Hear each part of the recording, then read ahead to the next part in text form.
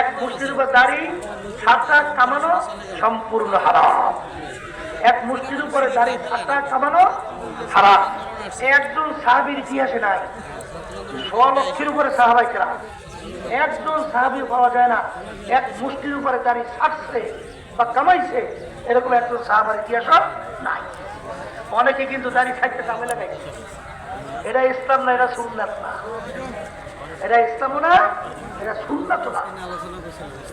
দাড়ি রাখতে হবে কমপক্ষে এক মুষ্টি পরিমাণ, কথা বলছে এক মুষ্টি পরিমাণ। এরপরে হইলে আপনি থাকতে পারবেন, অসুবিধা নাই। এরকম সুন্নাত তরিকায় দাড়ি রাখেন। কারা কারা হাত উঠান? মাশাআল্লাহ, হাত নামান। এখন নতুন যারা, এইটা বড় পরীক্ষা। কারণ বুড়ো বুড়ো দেখা যায় স্ত্রীও বিভিন্ন কায়দায় টিটকারিও মারতে পারে, বন্ধু করতে পারে, ঝামেলাও তৈরি করতে পারে, ঠিক না?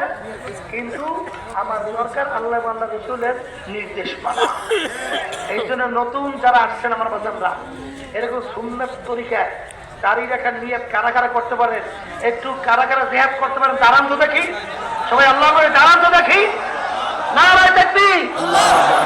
আল্লাহ আপনি কবুল করে না। আলহামদুলিল্লাহ। বসেন, জলদি বসেন।